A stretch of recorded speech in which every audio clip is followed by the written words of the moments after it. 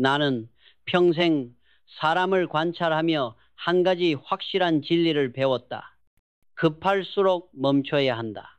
이 단순한 문장이 얼마나 많은 인생을 살리고 또 얼마나 많은 관계를 지켜주는지 사람들은 잘 모른다. 젊은 날에는 감정이 앞서고 나이가 들면 습관이 앞선다. 그러나 진짜 어른은 그 어느 때에도 스스로를 통제할 줄 아는 사람이다. 욕망이란 불은 달콤하지만 한 번 잘못 붙으면 모든 것을 태운다. 나는 늘 이렇게 말해왔다. 사람의 품격은 절제에서 드러난다. 그 절제가 가장 먼저 필요한 순간이 바로 관계의 순간이다. 요즘 세상은 너무 빠르다. 감정이 솟구치면 확인도 없이 몸을 내어주는 일이 흔하다.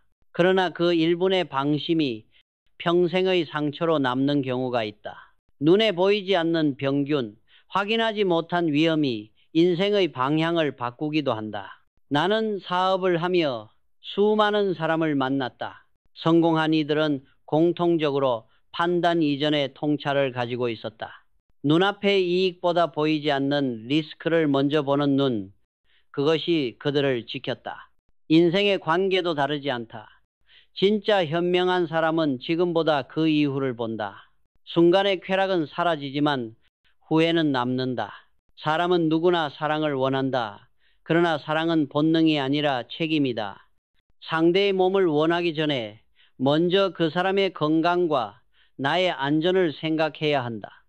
그것이 인간으로서의 최소한의 예의이며 두 사람 모두를 지키는 도리다. 확인 없이 시작된 관계는 신뢰가 아니라 무책임이다. 요즘 젊은 세대가 점점 더 병에 노출되는 이유는 단순하다. 그들은 확인보다 감정을 선택하기 때문이다. 나는 오늘 이 말을 하고 싶다. 진짜 어른은 사랑을 급하게 하지 않는다. 아무리 급해도 아무리 서로가 끌려도 세 가지는 반드시 확인하라. 붉은 반점, 냄새, 그리고 속옷.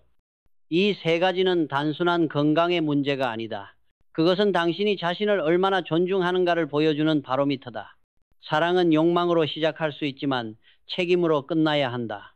그 책임의 첫걸음은 언제나 멈춤에서 시작된다. 나는 늘 이렇게 말한다. 몸은 거짓말하지 않는다. 아무리 화장을 하고 아무리 멋진 옷으로 감싸도 몸은 그 사람의 삶을 드러낸다. 특히 관계 앞에서 몸은 진실을 숨기지 않는다. 붉은 반점, 상처, 발진, 이것은 단순한 피부의 변화가 아니라 몸이 보내는 경고장이며 인간이 자신을 소홀히 다뤄온 증거다. 내가 젊은 시절 한 사업가가 내게 이런 말을 한 적이 있다. 회장님, 건강은 돈으로 살 수 있습니다. 그때 나는 단호히 고개를 저었다. 아니요, 건강은 습관으로만 살 수 있습니다. 그 습관이 무너진 자리에 병이 피어난다. 매독이라는 병도 마찬가지다. 그것은 단순히 전염의 문제가 아니다. 무책임과 무지, 그리고 순간의 방심이 낳은 결과다. 붉은 반점은 결코 우연히 생기지 않는다. 몸은 이미 오래전부터 신호를 보낸다. 그러나 사람들은 보려 하지 않는다. 설마 나겠어? 괜찮겠지. 이 한마디가 인생을 바꾼다. 매독은 15세기 유럽에서 수많은 생명을 앗아갔다. 그 당시엔 약도 지식도 부족했지만 지금은 다르다. 우리는 안다. 그럼에도 불구하고 감염자는 늘어난다. 왜일까? 나는 그 이유를 경계심의 부재라고 본다. 풍요는 사람을 나태하게 만든다. 욕망이 채워지는 시대일수록 사람들은 확인을 게을리한다. 돈이 많아질수록 쾌락은 가까워지고 그 쾌락이 가져오는 책임은 점점 멀어진다. 오늘날 젊은 세대가 매독에 걸리는 이유도 여기 있다. 그들은 몸을 상품처럼 다루고 사랑을 이벤트처럼 소비한다. 그러나 인간의 몸은 그 어떤 광고보다 정직하다. 붉은 반점은 그 경고의 불빛이다. 매독은 감염 후 3주쯤 지나면 붉은 발진과 상처를 남긴다. 그때 이미 균은 혈액 속으로 퍼지고 그 이후의 치료는 단순하지 않다. 나는 이 과정을 보며 늘 기업 경영을 떠올렸다. 초기 징후를 무시한 기업은 결국 내부가 썩는다. 인간의 몸도 같다. 처음에 붉은 반점을 무시하면 그 붉음은 곧 전신으로 번진다. 이것이 병의 원리이자 삶의 원리다. 나는 젊은 세대에게 이렇게 말하고 싶다. 몸을 존중하지 않는 사람은 아무도 존중하지 못한다. 그대의 몸을 관리하는 태도가 곧 인생의 태도다. 눈에 보이는 상처만 고치지 말고 눈에 보이지 않는 습관을 바꿔라. 그 습관이야말로 진짜 치료제다. 붉은 반점은 단순히 병의 신호가 아니다. 그것은 자신을 소홀히 한 세월의 결과이며 자신을 속인 대가다. 사랑이란 상대를 책임지는 일이다. 그러나 먼저 자기 자신을 책임질 수 있어야 그 사랑이 진짜가 된다. 나는 이렇게 생각한다. 몸의 청결은 단순한 위생이 아니라 정신의 단련이다. 자신의 몸을 관찰할 줄 알고 이상한 점을 발견했을 때 멈출 줄 아는 사람, 그가 진짜 어른이다. 붉은 반점을 보고도 그냥 넘긴다면 그것은 병보다 더 무서운 방심이다. 오늘 나는 그대에게 이 말을 남긴다. 사랑하기 전에 거울을 보라. 자신의 몸을 점검하라. 그것은 부끄러운 일이 아니라 존중의 시작이다. 아무리 급해도 붉은 반점을 확인하라. 그 10초의 멈춤이 당신의 인생 전체를 지킬 것이다. 나는 젊음을 부러워한 적이 없다. 젊음이란 그 자체로 뜨겁고 그러나 동시에 위험하기 때문이다. 뜨거운 불은 빛을 내지만 통제되지 않으면 모든 것을 태운다. 요즘 세상을 보면 젊은이들이 너무 쉽게 자신을 내어주고 너무 가볍게 사랑을 말한다. 그러나 진짜 사랑이란 감정이 아니라 의지와 절제의 합이다. 사람은 누구나 유혹 앞에 흔들린다. 그러나 그 순간 자신을 멈출 줄 아는 사람만이 삶의 방향을 잃지 않는다. 내가 기업을 세우며 수없이 강조했던 말이 있다. 돈보다 중요한 건 신뢰다. 관계에서도 마찬가지다. 한순간의 쾌락보다 중요한 것은 신뢰의 지속이다. 그러나 요즘 젊은 세대는 확인보다 속도를 택한다. 그 결과가 바로 지금 우리 사회 곳곳에 드러나고 있다. 최근 통계를 보면 20대와 30대의 성병 감염률이 10년 전보다 두세 배 이상 늘었다고 한다. 그 숫자는 단순한 의료 수치가 아니다. 그것은 사회적 경고음이다. 건강보다 쾌락을, 책임보다 순간을 선택한 세대의 초상이다. 그들은 말한다. 나만 아니면 돼요. 그러나 병은 그런 마음을 가리지 않는다. 한 사람의 방심이 또 다른 사람의 인생을 바꾼다. 나는 이런 시대를 보며 두려움을 느낀다. 기술은 발전했지만 사람의 마음은 퇴보하고 있다.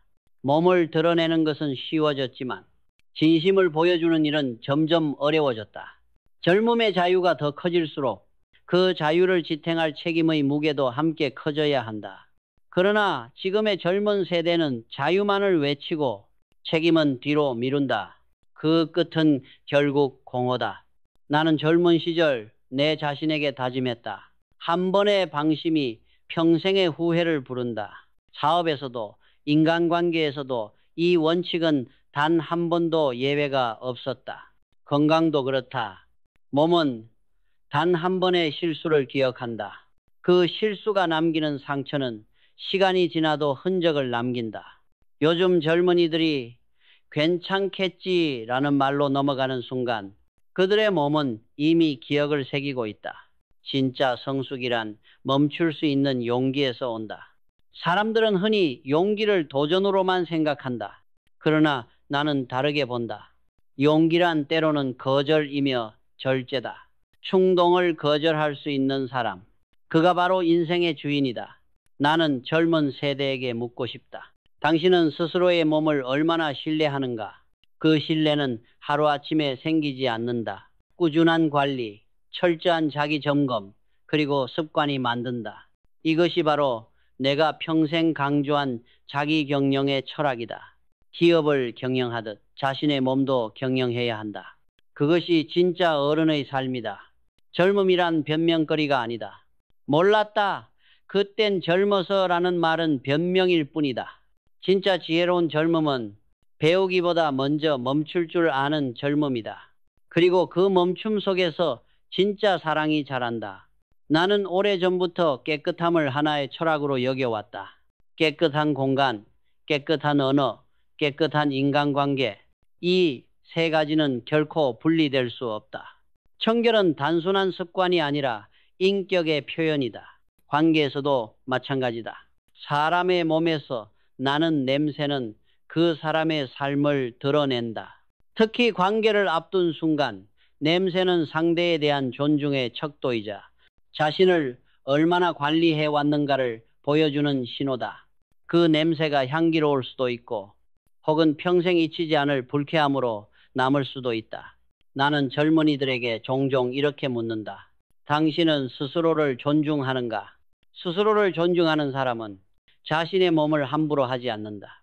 그들은 씻는다는 행위를 단순한 위생으로 보지 않는다. 그것은 마음을 닦는 일이며 하루를 정리하는 의식이다. 냄새는 눈에 보이지 않지만 사람의 기억 속에 깊이 새겨진다. 좋은 인상은 향기처럼 퍼지고 나쁜 인상은 악취처럼 잊히지 않는다. 요즘 세상은 화려한 외모와 꾸밈에 집착하지만 진짜 품격은 눈에 보이지 않는 곳에서 결정된다. 깨끗이 씻는 습관, 옷의 청결, 그리고 타인을 배려하는 마음. 이것이 바로 교양이다. 나는 회사를 운영하며 수없이 느꼈다. 사무실의 공기가 탁한 곳에는 항상 긴장과 무질서가 있었다. 반면 깨끗한 환경에서는 대화가 부드럽고 결정이 명확했다. 몸도 같다. 몸이 깨끗해야 생각이 맑아지고 생각이 맑아야 올바른 판단을 내린다. 냄새는 단지 코로 맡는 것이 아니다. 그것은 사람의 태도다.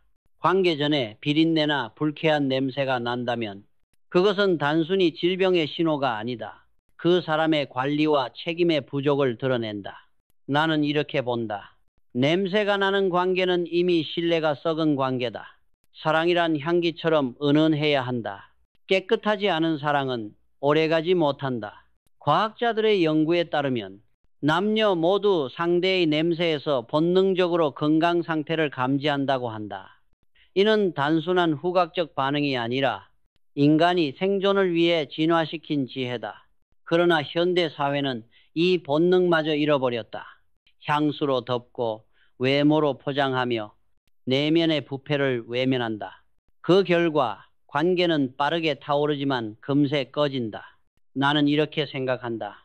사람은 누구나 향기를 남길 수 있다. 그 향기는 말보다 오래 남는다. 어떤 이는 성실함의 향기를, 어떤 이는 방심의 냄새를 남긴다. 관계는 결국 두 향기가 섞이는 일이다. 만약 그 향기가 서로를 불편하게 만든다면 그 관계는 이미 무너진 것이다. 그러므로 나는 말한다. 사랑을 나누기 전에 먼저 깨끗함을 나누라. 몸의 냄새를 돌보는 일은 상대를 존중하는 첫걸음이다. 자신을 관리하지 않는 사람은 상대의 마음도 존중할 수 없다. 냄새는 거짓말을 하지 않는다. 그것은 습관과 태도의 합이다. 결국 냄새는 그 사람의 인생을 말해준다. 사람은 병이 찾아오면 병원을 찾는다. 그러나 나는 이렇게 말하고 싶다. 지혜로운 사람은 병이 오기 전에 이미 몸의 신호를 읽는다. 몸은 결코 갑자기 무너지지 않는다. 무너지는 것은 언제나 예고되어 있다. 다만 우리가 그 신호를 무시할 뿐이다. 나는 젊은 시절 늘 내 몸을 관찰했다. 아침마다 거울을 보고 얼굴빛과 손끝의 온도를 느꼈다.